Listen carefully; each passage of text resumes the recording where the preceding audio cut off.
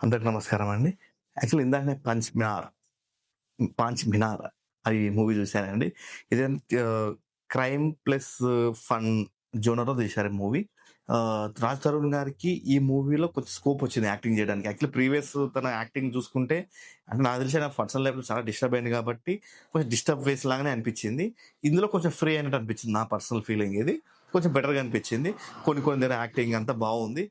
కాకపోతే ఇగ crime plus comedy అనే దగ్గర ఇంకా స్కోప్ ఉంది నవ్వించడానికి.